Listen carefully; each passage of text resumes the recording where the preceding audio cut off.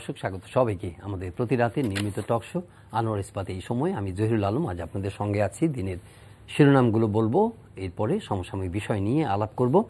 আজ করোনার পরে প্রধানমন্ত্রী অনেক দিন পরে আজকে প্রেস কনফারেন্স করেছেন এবং সরাসরি প্রেস কনফারেন্স করেছেন এবং সেখানে পদ্মা সেতুর বিষয় নিয়ে কথা বলেছেন, বন্যা দুর্গতদের কীভাবে সহায়তা করা যায় সে বিষয়ে তার দিক নির্দেশনার কথা বলেছেন। মূলত প্রসঙ্গটি এসেছে পদ্মা সেতুর উদ্বোধনকে কেন্দ্র করে এবং সে নিয়ে অনেক প্রশ্নের উত্তর তিনি দিয়েছেন। রাজনৈতিক প্রসঙ্গ এসেছে। প্রধানমন্ত্রী বলেছেন যেন তেনভাবে ভোট কেড়ে নিয়ে ক্ষমতায় তিনি যেতে চান না এবং শক্তিশালী রাজনৈতিক দল আসুক, মাঠেই দেখা হবে, সেই কথাটি তিনি বলেছেন। প্রধানমন্ত্রী এটাও বলেছেন যে পদ্মা সেতুর যারা বিরোধিতা করেছে, যারা বিশ্বব্যাংকের অর্থায়ন বাতিল করার ব্যাপারে যারা সক্রিয় ছিল, তার ভাষায় যারা সক্রিয় ছিল, তাদের বিরুদ্ধে শেষ পর্যন্ত তার কোনো অভিযোগ নেই, বরং তারা বিরোধিতা করার কারণেই বা বিশ্বব্যাংকের সঙ্গে এই ধরনের কার্যক্রম করার কারণেই নিজস্ব সামর্থ্যের বহিঃপ্রকাশ ঘটেছে এবং জাতি হিসেবে একটি গৌরবের অধিকারী আজকে হয়েছে গোটা দেশ এবং সেই জন্য তিনি মানুষের কাছে তার কৃতজ্ঞতার কথা বলেছেন এবং এই সেতুটি সকল মানুষের বা গোটা বাংলাদেশের অর্জন হিসেবে প্রধানমন্ত্রী বলেছেন। তিনি এটাও বলেছেন যে তার যে রাজনৈতিক প্রতিপক্ষ বিশেষ করে বিএনপির কথা বলেছেন, সেখানে নেতৃত্বের সংকট আছে এবং আগামী দিনে তারা যদি ক্ষমতায় আসে তাদের কে নেতৃত্ব দেবে সেই বিষয়গুলো বলেছেন এবং একই সঙ্গে বলেছেন যে এত কিছুর পরেও তাদেরকে পদ্মা সেতুর উদ্বোধনী অনুষ্ঠানে তিনি দাওয়াত দিতে চান, তাদের দাওয়াত দেওয়া হবে যাতে তারা এসে দেখতে পারেন যে কি বিশাল সাফল্য তৈরি হয়েছে এই পদ্মা সেতু নির্মাণের মধ্য দিয়ে। অন্যদিকে বিএনপির নেতা মির্জা ফখরুল ইসলাম আলমগীর মহাসচিব, তিনি বলেছেন যে ইতিমধ্যে তাদের 7 জন নেতাকে দাওয়াত দেওয়া হয়েছে, তো তারা সিদ্ধান্ত নিয়েছেন এবং তারা বলেছেন যে এই দাওয়াতে তারা অংশ নিচ্ছেন না। কিছুটা প্রেক্ষাপট তুলে ধরেছেন যে প্রধানমন্ত্রীর সাম্প্রতিক বক্তব্যের কথা তুলে ধরে তারা বলেছেন যে এই দাওয়াতে তারা যোগ দেবেন না এবং তাদের দলের মধ্যে কোনো ধরনের নেতৃত্বের সংকট নেই, সেটাও তিনি জানিয়ে দিয়েছেন। এটি সমসাময়িক বিষয়ের মধ্যে উল্লেখযোগ্য। এবং আফগানিস্তানে আজ একটি ভয়াবহ ভূমিকম্প হয়েছে এবং সেখানে প্রায় 1000 মানুষ এ পর্যন্ত প্রাণহানি ঘটেছে এবং বহু আহত হয়েছে। আন্তর্জাতিক সংস্থাগুলোর সাহায্য কামনা করা হয়েছে সেখানে। আর বন্যার পরিস্থিতি আমরা সবাই জানি, দুর্গত মানুষের ভোগান্তি রয়েছে, বানের পানিতে নিঃস্ব হয়েছে বহু পরিবার এবং পানিবাহিত রোগও বাড়ছে। ঈদ উপলক্ষে ট্রেনের অগ্রিম টিকিট বিক্রি শুরু হবে 1 জুলাই থেকে, রাত 10টা পর্যন্ত খোলা থাকবে দোকানপাট। এই দিনের প্রধান খবরগুলো শুরু করব আলোচনা। তার আগে দুজন অতিথি আছেন, তাদের সঙ্গে পরিচিত হব। রয়েছেন সিনিয়র জার্নালিস্ট জনাব আনিস আলমগীর, স্বাগত আপনাকে। রয়েছেন জনাব ইলিয়াস খান, জাতীয় প্রেস ক্লাবের সাধারণ সম্পাদক, স্বাগত আপনাকে। আমি একটা ভূমিকা নিয়েছি লম্বা। জনাব আনিস আলমগীর, প্রেস কনফারেন্সের অনেক বক্তব্য এসেছে, কিন্তু প্রধান বক্তব্যটি হচ্ছে যে আসলে বিশ্বব্যাংক কেন্দ্রিক এবং উনি এই সেতু যে বিরোধিতাকারী যারা আছেন শুরুতে এবং সেতু নির্মাণ সময়কালে বা এই সময়ের মধ্যে তারা যারা নেতিবাচক মন্তব্য করেছেন, তিনি এগুলোর কিছু প্রসঙ্গ টেনে বলেছেন যে তারা বিশ্বাস করেনি যে এই সেতুটি নির্মিত হবে। এই সেতু দুর্নীতির কথা বারবার বলেছে এবং অনেকে সক্রিয়ভাবে বিশ্বব্যাংককে প্রভাবিত করেছে যাতে এই অর্থায়নটা প্রত্যাহার করা হয়, বাতিল করা হয়। কিন্তু বাঙালি দেখিয়ে দিয়েছে, দেশের মানুষ দেখিয়ে দিয়েছে এবং তার নেতৃত্বে এটি একটি বিশাল একটি অর্জন। সেটি আসলে প্রধান তার বক্তব্য। আপনি কিভাবে বিশ্লেষণ করবেন? এটা অস্বীকার কোনো উপায় নাই। তার নেতৃত্বের কারণে তার যে একটা বলিষ্ঠ পদক্ষেপ ছিল, দৃঢ়চেতা একটা ভূমিকা ছিল যে ঠিক আছে ওয়ার্ল্ড ব্যাংক চলে গিয়েছে, আমরা নিজস্ব অর্থায়নে করব এবং আমাদের যে একটা সক্ষমতা আছে, উনি আজকে যথার্থই বলেছেন যে এটা না থাকলে আমরা জাতি হিসাবে, আমরা দেশ হিসাবে আমরা কতটুকু এগিয়েছি, আমরা যে পরনির্ভরশীল নই, আমরা যে দৃঢ় মনোভাব যদি থাকে আমরা আমাদের অর্থায়নেও একটা কিছু করতে পারি, এটি কিন্তু একটা বড় অ্যাচিভমেন্ট। এটা কিন্তু পুরো দেশবাসীকে একটা আশা জায়গায় যে যেখানে আমরা দিনের পর দিন পরনির্ভরশীল ছিলাম, যে কোনো ছোট সেতু করতে, ইভেন কাশপুরের মতো ব্রিজের বা মেঘনা পদ্মা, এগুলো পদ্মা বলতেছি, মেঘনা দাউদকান্দি যে সেতু, এগুলো করার ক্ষেত্রে আমরা বিদেশি সাহায্য নিয়েছি।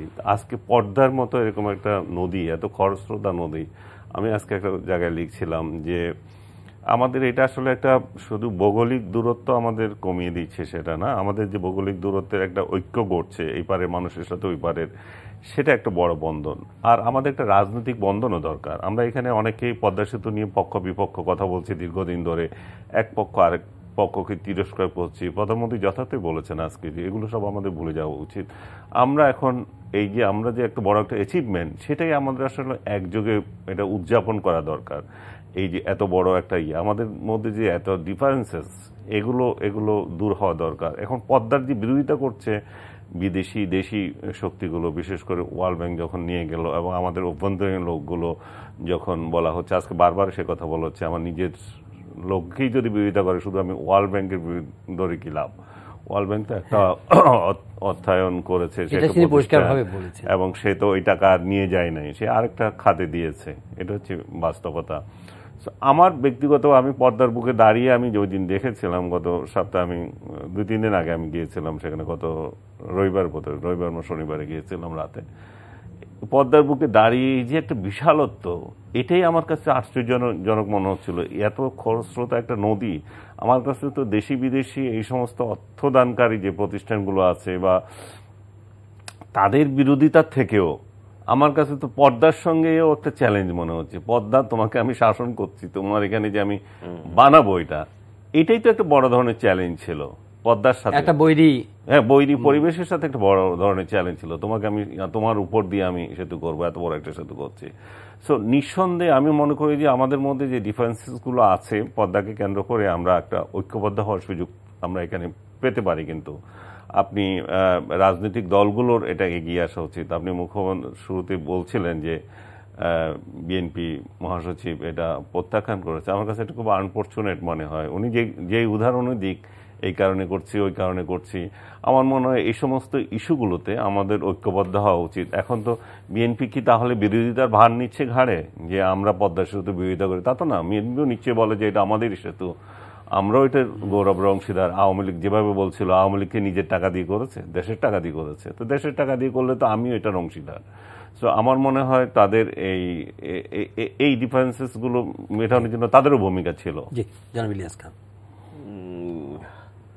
হ্যাঁ, পদ্মা সেতু নিয়ে প্রেস কনফারেন্সে অনেক কথা বলেছে এবং আনিস ভাই যেটি বললেন খুব ডিটেল বলেছে এবং শুরুতে আপনি খুব চমৎকার করে বলেছেন। এটি আমাদের নিঃসন্দেহে একটি বড় অর্জন এবং আমি সাবেক 3 বারের প্রধানমন্ত্রী বেগম খালেদা জিয়াকে ধন্যবাদ জানাতে চাই যে 2003 সালে তিনি কি ফিজিবিলিটি টেস্ট কিন্তু শুরু হয়েছিল এবং আমার নিশ্চয়ই মনে আছে, আপনি বোধহয় ছিলেন, আমরা সবাই ডিপ্লোম্যাটিক বিট কভার করতাম এবং বেগম জিয়ার ভিজিটের আগে 5 জন সাংবাদিককে জাপানে পাঠিয়েছিলেন এবং সেখানেও এগুলো কিন্তু আলোচনা হয়েছিল উনি যখন ভিজিটে গেছেন। আজকে আমার কাছে সেখানে রিপোর্ট আছে যে 2003 সালে তিনি চেষ্টা করেছিলেন, জাইকার ফান্ডে এটা ফিজিবিলিটি টেস্ট হয়েছে এবং সেই ধারাবাহিকতায় পদ্মা সেতু হয়েছে। তা এই বিএনপি যে বর্জন করেছে আমি খুবই যৌক্তিক, কারণ এই দলটি যিনি প্রধান তার সম্পর্কে যে ধরনের মন্তব্য করা হয়েছে রাষ্ট্রের সর্বোচ্চ পর্যায় থেকে, এটা খুব দুর্ভাগ্যজনক। এটা খুব এটা এই বক্তব্য আমরা আশাই করি, যদিও আজকে বক্তব্য খুব পজিটিভ, আগে যা হয়েছে সেগুলো ভুলে গিয়ে একটা বড় অর্জন। কিন্তু রাজনীতি তো এমনই, উনি যদি প্রধানমন্ত্রী যদি ওনার অবস্থান থেকে উনি হয়তো বলেছেন তখন, কিন্তু আজকে উনি বলছেন যে কারো কোনো অভিযোগ নেই, আপনারা আসেন দেখেন।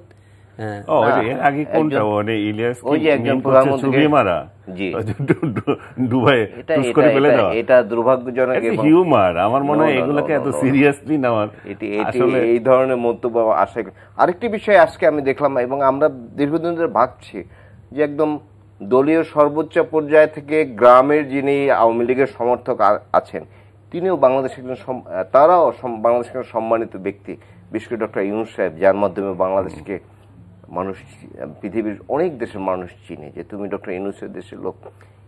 এর বিরুদ্ধে যে অভিযোগগুলো করা হচ্ছে যে তিনি বিশ্বব্যাংকে সরিয়ে দিতে চেয়েছেন, নানা কিছু করেছেন, চিঠি দিয়েছেন, এগুলো কি স্পেসিফিক কোনো প্রমাণ আছে? আনিস ভাই হয়তো বলতে পারবেন। যে স্পেসিফিক প্রমাণ বলা হচ্ছে যে তিনি করেছেন, কিন্তু কিভাবে করেছেন, কোথায় করেছেন, আমি কিন্তু কোনো প্রমাণ দেখিনি, আমরা শুধু বক্তৃতা দেখি।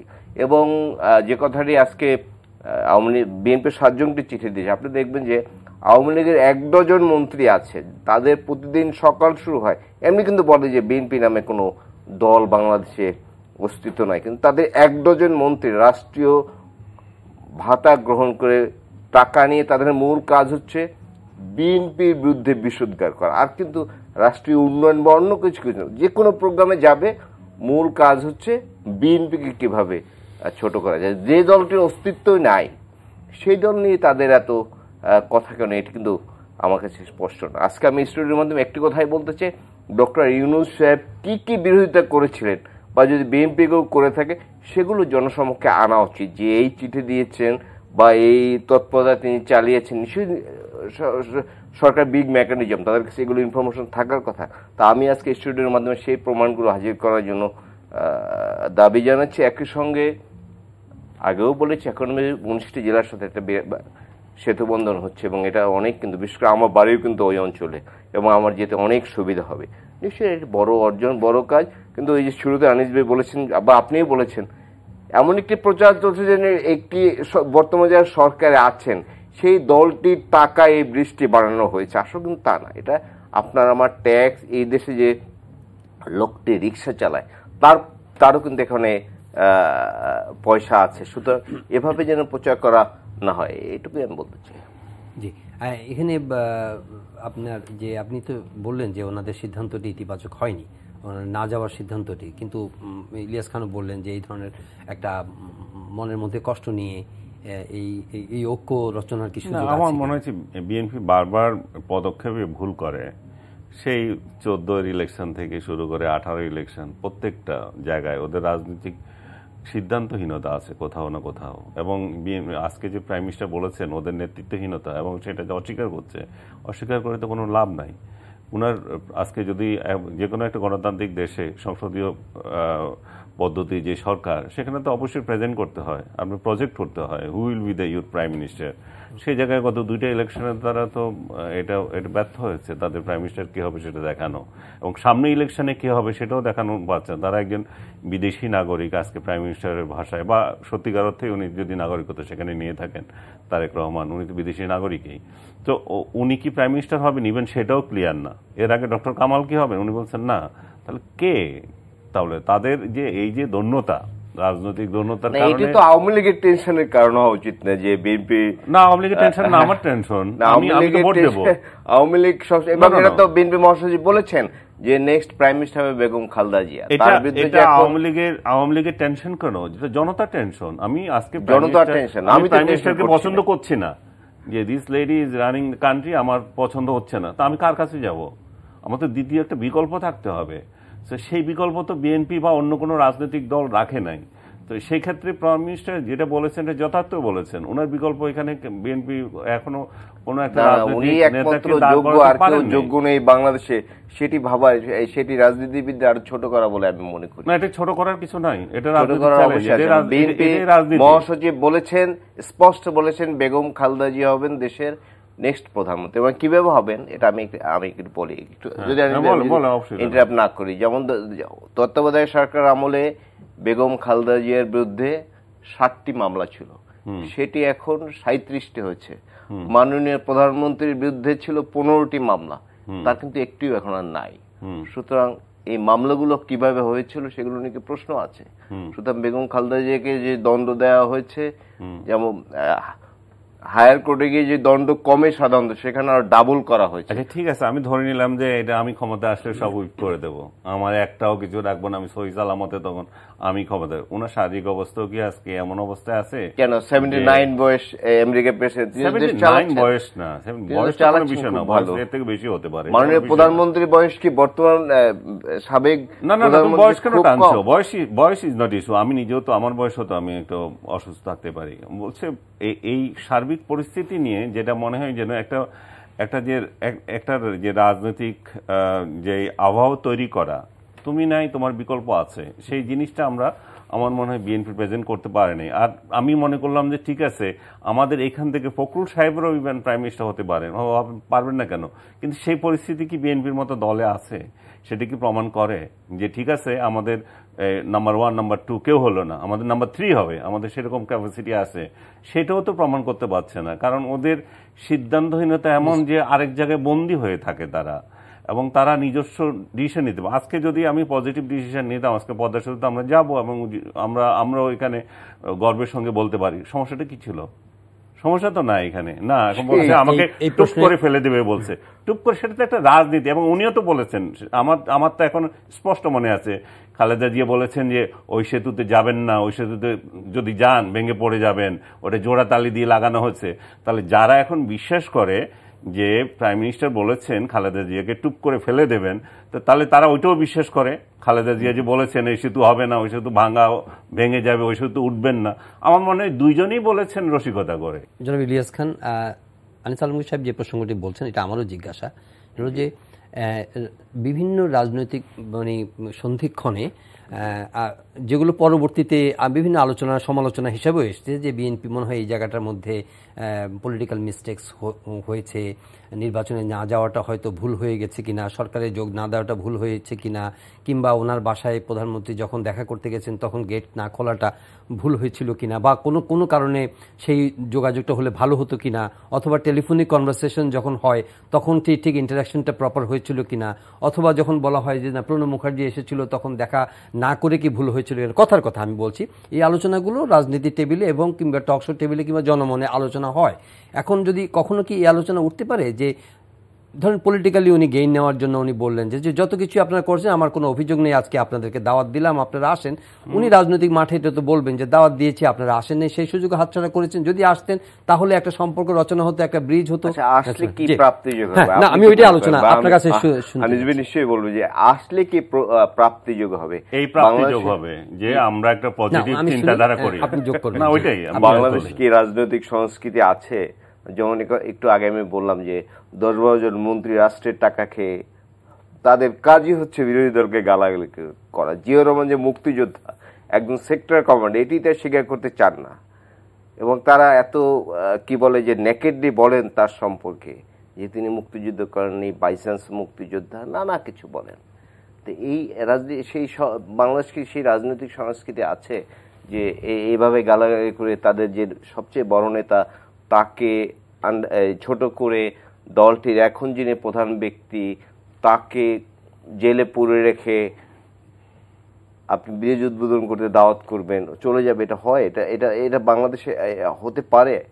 এটি হওয়ার কোনো সুযোগ নেই। এবং এটি নিয়ে কোনো প্রকার যে বিএনপির কোনো মাইলেজে যে কম হবে আমি সেটা মনে করি না। কারণ বিএনপি যারা করেন তারা তো ভালোবেসেই দলটি করেন, তারাও তো এই কথাগুলো শোনেন যে সারাদিন গালাগালি সবকিছু হচ্ছে সব বিএনপির বিরুদ্ধে। সুচিন্তিতভাবেই সিদ্ধান্তটি নেওয়া। তাদের দলের তাদের সংসদে গৃহপালিত বিরোধী দল আছে সারা পৃথিবীতে। কি যেমন ওয়েস্টমিনস্টার সিস্টেমে কি সরকার এবং বিরোধী দল পরস্পর বিরোধী সবসময় থাকে। কিন্তু বাংলাদেশে একমাত্র দেশ আমার বোধ হয়, আমার বাইরে কোনো দেশে আছে কিনা জানি না, যে বিরোধী দল এবং সরকারি দলের চরম সখ্যতা। বিরোধী দল সরকার দলের বিরুদ্ধে একটি কথাও বলবেন না। এখন মাঝে মাঝে শুনি দু একটি কথা বলেন যে জাতীয় পার্টি মহাসচিব হিসেবে। আমার মনে হয় কোনো নতুন কোনো দর কষাকষি হচ্ছে, সেই প্রসঙ্গে যাব না। সেখানে গালাগালি করে সবসময় বিএনপিকে, এবং বিশেষ করে বিএনপির যে প্রতিষ্ঠাতা শহীদ রাষ্ট্রপতি জিয়াউর রহমান তাকে গালাগালি করায়, 3 বারের প্রধানমন্ত্রী বেগম খালেদা জিয়া তাকে গালাগালি করা, তাদের সন্তান জনাব তারেক রহমান তাকে গালাগালি করা হয়। তো এই যাওয়ার সুযোগ আছে বলে আমি মনে করি না, এবং এতে কোনো বিএনপির যে রাজনৈতিক মাইলেজ নষ্ট হবে সেটি আমি মনে করি না। জি না, আরেকটা বিষয় যে এই প্রসঙ্গে আসছি যে সিদ্ধান্ত গ্রহণের ক্ষেত্রে অবশ্যই বিএনপির পয়েন্ট অফ ভিউ থেকে তাদের যুক্তি তারা তুলে ধরবেন। সংসদের ক্ষেত্রে দেখেন যে তাদের সিদ্ধান্ত গ্রহণের ক্ষেত্রে এক ধরনের ডেলি ছিল এবং কেউ জয়েন করেছে কেউ করেনি। এই বিষয়গুলো তো রাজনীতির মাঠে আলোচনা হয়। এটি বিএনপি রাজনৈতিক কৌশল, তারা কোন কৌশল থেকে সেটি তো আপনি আমার বলার। আমরা যেভাবে দেখছি সাদা চোখে, বা আমরা বাইরে থেকে যেভাবে দেখছি দলে যে একদম কোর গ্রুপে যারা আছেন, বিশেষ স্থায়ী কমিটির সদস্য বা দলে যিনি ভারপ্রাপ্ত চেয়ারপারসন আছেন, তারা ভাববেন। জনাব আনিস আলমগীর, এই যে বিষয়গুলো যারা ওই দলের পক্ষ থেকে যারা যখন সিদ্ধান্তটি নেন, সমালোচনার ক্ষেত্রে যখন এই যে আমি প্রসঙ্গগুলো যেটা তুললাম, মাঠের আলোচনার মধ্যে যারা বিরোধীভাবে সমালোচনা করেন তখন বিএনপিকে কোণঠাসা করার জন্য এই প্রসঙ্গগুলো তুলে যে না তারা এখানে ভুল করেছে, তারা নির্বাচনে যায়নি, ওনার ডাকে সাড়া দেয়নি, এই করেনি ও করেনি ইত্যাদি বলা হয়, নানা দোষ ত্রুটি বিএনপি খুঁজে বের করা হয়। কিন্তু বিদ্যমান বাস্তবতা একটা বিরোধী দল হিসেবে তারা যেইভাবে মনে করে যে তারা কর্নার, তারা অপ্রেস, তাদের স্পেস লিমিটেড, হ্যাঁ, এবং তারা তাদের যে বিরোধী দল হিসেবে তারা তাদের যোগ্য সম্মানটা পায়নি অথবা সেই সুযোগগুলো পায়নি রাজনীতি করে, সেখানে হুট করে একজন দাওয়াত দিল, তাদের মাইন্ডসেট তো এইভাবে পজিটিভ হওয়াটা কিভাবে আশা করা যায়? না, আমি মনে করি যে এখানে যে আপনি বলছেন আমি কর্নার্ড, মনে করেন বাজেট বক্তৃতা দেওয়া হলো, বাজেট পেশ করা হলো সংসদে, তো বিএনপি কি এখানে কর্নার্ড বাজেটের উপর প্রতিক্রিয়া দেওয়ার ক্ষেত্রে? বিএনপি বলল আমরা এই বাজেট নিয়ে কিন্তু এই সরকারকে আমরা মানি না। কতটা হিপোক্রেসি যে আপনি বলছেন যে আপনি এই সরকারকেই মানেন না, আবার ওই সংসদে আপনার লোক বসে আছে। তো ওই সংসদে আপনার লোকগুলো কেন পাঠিয়েছেন? ওইগুলো কেন বেতন ভাতা খাচ্ছে? ইলিয়াস বলছিল কিছুক্ষণ আগে যে একটা অপোনেন্ট সরকার হিসাবে তাদেরকে বিকল্প সরকার হিসেবে চিন্তা করা হয় প্রত্যেকটা দেশে, যে বিরোধী দলকে। তো আমাদের এখানে তো আমরা জাতীয় পার্টিকে সেই হিসাবে নিচ্ছি না, বিরোধী দল হিসাবে আমরা এখন বিএনপিকেই ধরি, সবসময় ধরা হচ্ছে। ওর ভাষায় যেটা বললো বিএনপি, এই যে আওয়ামী লীগের মন্ত্রীরা ঘুম থেকে উঠেই চিৎকার দেয়, তো এটাতে আমি তো নেগেটিভলি দেখি না। চিৎকার দিচ্ছে তার মানে তোমাকে ইম্পর্টেন্স দিচ্ছে। তুমি যদি ইম্পর্টেন্ট না হতে তাহলে তোমাকে চিৎকার দিয়ে বলতো না। অবশ্যই ইম্পর্টেন্ট বিএনপি একটা ফ্যাক্টর বাংলাদেশের রাজনীতির জন্য, সেই জন্যই তারা এটা দিচ্ছে। তো সেই রকম একটা দল, সে বাজেট সম্পর্কে তার কোনো প্রতিক্রিয়া নাই এবং সে দাবি করে যে সে আবার বিরোধী দল, সে আবার ক্ষমতায় আসবে।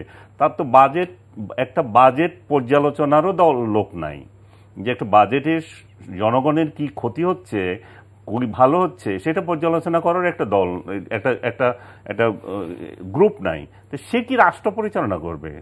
তার বিকল্প নেতা কিভাবে তাকে দেশের মানুষ কিভাবে বিকল্প হিসেবে চিন্তা করে? সুষ্ঠু নির্বাচন হচ্ছে না দাবি হচ্ছে, 2-3 বার যে নির্বাচন হলো, নির্বাচন বলা হয় সুষ্ঠু নির্বাচন হলো, এদেরকে দলে আনবে, এদেরকে দেশের জন্য কি কাজে আসবে এরা? সুষ্ঠু নির্বাচনের মাধ্যমে দেশে এসে ক্ষমতায় সেটা কি করবে মানুষের? এতে তো কোনো যোগ্যতাই নাই যে সমালোচনা করার, মানুষের ভালো মন্দ কি সেটা করে একটা ভিশনারি চিন্তা করার, দেশটাকে কোথায় নিয়ে যাব সেটা চিন্তা করা। আজকে প্রাইম মিনিস্টার যেটা বললেন যে ওয়ার্ল্ড ব্যাংক টাকা তুলে নিচ্ছে, এটা নিয়ে আমলারা খুব উদ্বিগ্ন, ওয়ার্ল্ড ব্যাংক নিয়ে যাচ্ছে। উনি বলছেন নিয়ে যাচ্ছে কি হয়েছে, এই প্রজেক্ট থেকে আরেক প্রজেক্টে যাবে, এই চিন্তাও তো নাই এইগুলার। যে ঠিক আছে ওয়ার্ল্ড ব্যাংক নিয়ে গেছে, কোথায় নিয়ে গেছে? আমার জন্য যদি বরাদ্দ হয়ে থাকে সেটা আমার অন্য প্রজেক্টে যাবে, ঠিক আছে, এইটাতে দেন, অন্যটাতে দেবে। ওয়ার্ল্ড ব্যাংক তো আমাদের অংশীদার। আজকে অনেকগুলো লোক কিন্তু না জেনে ওয়ার্ল্ড ব্যাংক বিরোধিতা করে। ওয়ার্ল্ড ব্যাংক যত কম টাকায় আপনাকে টাকা দিচ্ছে, সেই কথা কে দেবে আপনাকে? তো আপনি এই পদ্মা নিয়ে ওয়ার্ল্ড ব্যাংকের শত্রুতা, ওয়ার্ল্ড ব্যাংকের একটা শত্রু তৈরি করা, এবং অনেকে পরামর্শ দিচ্ছেন যে ওয়ার্ল্ড ব্যাংকের বিরুদ্ধে কি ব্যবস্থা নেওয়া যায়। এটা মূর্খতা, সিম্পলি এগুলো হচ্ছে মূর্খতা। এবং আমি সাংবাদিক সম্মেলনে আমরা দেখলাম আনুষ্ঠানিকভাবে, এবং ইউনুসের বিরুদ্ধে যে ব্যবস্থা নেওয়া যায় সেটা একটা সুন্দর কোশ্চেন ছিল।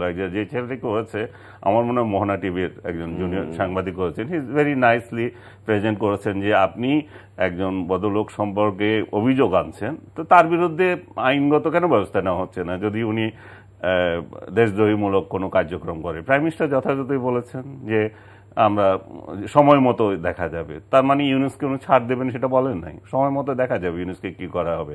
কিন্তু উনি ইন্টেলিজেন্ট, উনি বোধহয় বলেছেন যে আপনারা তো তদন্ত করতে পারেন, এরকম সেটা আরেক প্রশ্ন বলেছেন, অন্য একটা প্রশ্ন, আপনারা তদন্ত করতে পারেন কেন হিলারি পান্ডে এত টাকা দিয়েছিল। তো এখন ইউনুসের ফাউন্ডেশন, এখন ইলিয়াস খানও এখানে প্রমাণ দিলেন যে ইউনুসের বিরুদ্ধে যদি আসলে অভিযোগ থাকে সেটা প্রমাণ দেওয়া উচিত। উনি আজকে জনতার সামনে বলছেন, তো এই প্রমাণ ইউনুস কেন দেন না? যতটা আলতু ফালতু ইস্যু নিয়ে ঢাকার ইউনুস সেন্টার বিবৃতি দিয়ে দেয়, ইউনুস সাহেব এটাতে ছিলেন না, ইউনুস সাহেব ওইটাতে ছিলেন না, সঙ্গে সঙ্গে দেখবেন একটা বিবৃতি চলে আসবে। তো এত বড় একটা অভিযোগ, ইউনুস সেন্টার আজ পর্যন্ত কোনো একটা টু শব্দ করেছে? তো আপনার যদি দুর্বলতা না থাকে ইউনুস সেন্টার এটা নিয়ে কোনো বিবৃতি দেয় না কেন? আমি ইলিয়াস খানকে ওই প্রশ্ন করছি, ইউনুস সেন্টারকে বলেন এটা নিয়ে বিবৃতি দেওয়ার জন্য। গ্রামের সরকারের সর্বোচ্চ পর্যায় থেকে গ্রামের 4 দোকান বলে যে 4 দোকানে বসে যে ইউনুস সাহেব কি বলে বিরোধিতা করেছে, একটা ডকুমেন্ট কি? এটাই তো বলতেছি, ইউনুস সাহেব বিরোধিতা করেন নাই সেটাই বলুক না, এটাও ভালো বলেছেন। হ্যাঁ, উনি একটা শব্দ কেন এখানে যোগ করে না? উনি বলতেছেন বিএনপি যে আজকে প্রত্যাখ্যান করলো, এটা নেগেটিভ ইমপ্যাক্ট হবে না। জার্নালিস্ট সম্পর্কে নাম এসে উনি কিন্তু লিখে এটা এক্স্যাক্টলি করেছেন যে এই ধরনের কোন অ্যাক্টিভিটিতে উনি জড়িত ছিলেন না। যদিও ওইটা নিয়েও বিতর্ক আছে, উনি ছিলেন কি ছিলেন না, সেখানে অনেকে বলছেন না উনি উপস্থিত ছিলেন, প্রমাণ আছে, ঠিক আছে। তারপরে তো উনার ওই সৎ সাহস আছে যে উনি পত্রিকায় বিবৃতি দিয়ে বলেছেন যে আমি সেখানে ছিলাম না, আমার নাম অহেতুক বলা হচ্ছে। আমি এটাই চাই। উনি বলছেন যে ইলিয়াস খান বলছেন যে আজকে বিএনপি যে মাইলেজে কোনো কিছু নষ্ট হবে না, আজকে যে পদ্মা সেতুতে গেল না বা এইটা ওইটা যে প্রত্যাখ্যান করছে সবগুলো একটার পর একটা, এটা নাকি কোনো মাইলেজে নষ্ট হবে না। এটাই তো নেগেটিভিটি, এইটাইতে তো প্রমাণিত হয় যে একটা দল নেগেটিভ হতে হতে কতটা নেগেটিভ হয়ে গেছে। তো এইরকম একটা দলকে কি কারণে মানুষ ক্ষমতায় দেখতে চায়? আমি চাই বাংলাদেশে একটু সুষ্ঠু নির্বাচন হোক, কিন্তু সুষ্ঠু নির্বাচনের মাধ্যমে যারা ক্ষমতায় আসবে তারা তো যোগ্য হতে হবে। সেই জায়গায় বিএনপি, আমি মনে করি যে বিএনপি নেগেটিভিটি ত্যাগ করা উচিত। নেগেটিভিটি ত্যাগ না করা পর্যন্ত বিএনপি দিন দিন আসলে ক্ষয় হতে থাকবে। পজিটিভিটি হলে তো আপনার শুরুতে তাদের ইলেকশন কমিশন মেনে নিতে হবে, অথবা এই সরকার আছে ঠিক আছে তোমাদের অধীনে নির্বাচন করতে হবে, that is their core issue. তারা তো সেই ইস্যুতে না, কিছু কিছু আমি বলছি না তাকে সরকারের সবকিছু মেনে নেওয়া। আমি বলছি পদ্মা সেতুর সাথে কি সম্পর্ক? এখন তো আমি বলছি পদ্মা সেতুর শত্রু, আমি পদ্মা সেতুতে যাচ্ছি না, তা তো না। বিএনপির যারা বিএনপি করে তারা কি সবাই পদ্মা সেতুর শত্রু? তারা কি পদ্মা সেতু অপছন্দ করে? ইলেকশন নিজেও পদ্মা সেতু দিয়ে বরিশাল যেতে চান। এটা তো অনেক রাজনৈতিক লেভেলের ঝগড়া বা তাদের বিরোধ। আপনার প্রতিবেশীর সঙ্গে যদি আপনার ঝগড়া হয়, দাওয়াত দিলে আপনি সেখানে যেতে চান না বা যাই না আমরা। স্ট্র্যাটেজিক, আমি কোনটাতে যাবো আর কোনটাতে যাবো না। এবং ঝগড়া কিন্তু একদিন না, ধরেন প্রতিদিন 365 দিন প্রতিদিনই ঝগড়া হচ্ছে। এরপর প্রতিবেশী দাওয়াত দিলে আমার মনে হয় কিন্তু আমাদের মধ্যে একটা এটা একটা ফিলোসফিক্যাল কোয়েশ্চেন, যে আমাদের মধ্যে ঝগড়া হলে তো অনেকে লাভবান হয়। তো আমাদের যে এই যে একটা কি বলবো যে ডিভাইড করে রাখা, হ্যাঁ, এটা আমরা বুঝি না কেন? যে আমাদের জাতীয়, হ্যাঁ, অনেক রাজনীতিতে বিরোধ বিভেদ থাকবে, মানে মতের ভিন্নতা থাকবে, কিন্তু কোর ন্যাশনাল ইস্যুস যেগুলো আছে, যারা দাওয়াতে যাবেন না তারাও হয়তো এই সেতু দিয়ে পার হবেন। এবং ইলিয়াস খান যথার্থই বলেছেন যে এটা তো মানুষের, সব মানুষই ওন করে এই সেতুটা, সারা দেশের মানুষই এটার অংশগ্রহণ আছে, সরকারের নেতৃত্বে এটি হয়েছে। বিশেষ করে প্রধানমন্ত্রী অনমনীয় দৃঢ় সংকল্প এবং তার প্রয়াসের কারণে এটি হয়েছে। সেজন্য নিশ্চয়ই তাকে সবাই ধন্যবাদ, অভিনন্দন, কৃতজ্ঞতা জানিয়েছে এবং তিনি সেটা তার সেটা প্রাপ্য। এখন আমরা একটু প্রসঙ্গ পাল্টাতে চাই। বন্যার পানি যদিও কিছু কিছু এলাকায় কমেছে, কিন্তু মানুষের ভোগান্তি কিন্তু খুব। আপনাদের টেলিভিশনের কল্যাণে এবং বিভিন্ন টেলিভিশন কল্যাণ দেখছি, মানুষ খুব সাফারিং হচ্ছে। এবং আজকে ডেইলি স্টার একটি রিপোর্ট দেখলাম, 6 টাকা 99 পয়সা পাচ্ছে এক একজন বন্যাক্রান্ত মানুষ। এ পর্যন্ত সরকার যে সহযোগিতা করেছে তার মধ্যে তাদের এক একজনের ভাগে পড়েছে 6 টাকা 99 পয়সা। আমার মনে হয় এসব রাজনীতি ভুলে যারা ক্ষতিগ্রস্ত, যারা, এবং আরো গভীর সংকট সৃষ্টি হবে যখন বন্যা পানিটা চলে যাবে, তখন তো অলরেডি শুরু হয়ে গেছে। মানুষের নানা রোগ, নানা ব্যাধি, এগুলো তারা আক্রান্ত হচ্ছে। দলমত নির্বিশেষে সবাই মিলে এই হেল্পগুলো করে। কিন্তু আমাদের মাইন্ডসেটে চেঞ্জ হয়ে গেছে। আমি একটু প্রসঙ্গান্তরে যাই যে আমরা 3 জন ঢাকা বিশ্ববিদ্যালয়ের ছাত্র, আমরা আগে কিন্তু দেখেছি বন্যা বা এই ধরনের দুর্যোগে এই টিএসসিতে রুটি বানাতো, পুরনো কাপড়, নাই এখন এগুলো একদম নাই। তা আমি বলতে চাই এটাই আওয়ামী লীগ, বিএনপি, এরা বাংলাদেশের 2 বৃহত্তম দল, বড় দল।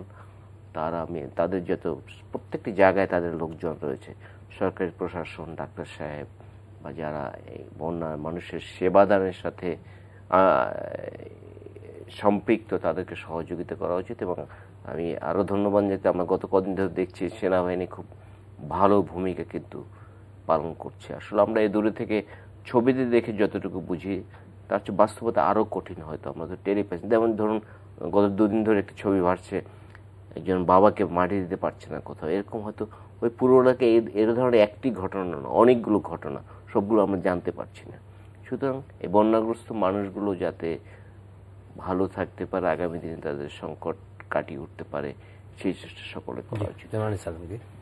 না, আমি তো একই কথা বলবো যে আমাদের বন্যা কবলিত লোকজন যারা এখানে, বিশেষ করে আজকে আমি ও ডেইলি স্টার উদাহরণ দিল, ডেইলি স্টারের রিপোর্ট আমি দেখলাম, ছাতকে এখনো কোনো মানে ওই ধরনের কোনো ইয়ে যায়নি, বললো যে পুরো সুনামগঞ্জের মধ্যে সেটাই সবচেয়ে বড় এফেক্টেড এরিয়া। তো সেখানে যদি ত্রাণ না যায় তাহলে ত্রাণ কার্যক্রম কিভাবে চলছে? আমি এক ঘটনার পরপরই একটা স্ট্যাটাস দিয়েছিলাম, আমি বলছিলাম যে এই ত্রাণ কার্যের একটা সমন্বয় দরকার। হ্যাঁ, এই সমন্বয়টা দরকার। আর সরকারের উচিত কোথায় কি হচ্ছে সেটা একটা ব্রিফ করা। প্রথম 2 দিন ধরে মানুষ একটা অন্ধকারেই ছিল যে কি হচ্ছে আসলে সিলেটের মানুষ এবং সুনামগঞ্জের মানুষের ভাগ্যের পরিণতি কি, সেটাই জানি না। এক রাতে আমি ধরতে গেলে এক রাতে ঘুমাতেই পাই নাই এই নিউজ আপডেট যখন দেখছিলাম, হাহাকার দেখছিলাম। তো আমার মনে হয় যেন, আমি এখনো বলবো সমন্বয়টা জরুরি। আগে যে স্টাইলে আমরা এখানে রুটি বানাতাম, আমার মনে হয় ওই দিন নাই, এটা চেঞ্জ হয়ে যায় দুনিয়ায়। টাইম টু টাইম মানুষ চেঞ্জ হয়ে না, যায়। বেসরকারি সংগঠনগুলোর অংশগ্রহণ অর্থ বুঝিয়েছে যে মানুষজন যে মানে আছে। আমি বরং এখানে আরো উল্টা দেখি। আমি কতগুলো অর্গানাইজেশন নাম বলবো না, এগুলো বরং ধান্দাবাজিতে লিপ্ত হয় এই সমস্ত প্রোগ্রাম আসলে। তো এই সমস্ত ধান্দাবাজিতে লিপ্ত না হয় আমরা একটা উদাহরণ দিতে পারি, যেটা আমরা রোহিঙ্গাদের ক্ষেত্রে আমরা হেল্প করেছিলাম। কিভাবে করেছিলাম? আপনি দিতে চান, অমুকে দিতে চান, একটা নির্দিষ্ট ত্রাণ ভান্ডার আছে, সেখানে যান, সেখানে দেন, তাদের মাধ্যমে ডিস্ট্রিবিউট হবে। তাতে করে কি হবে? এটা একটা, আমি যদি 2 টাকা পাই, ও বললো যে 6 টাকা একজন, এটা তো একটা টাকা বরাদ্দ, 6 টাকা তো আর ওইভাবে দিচ্ছে না।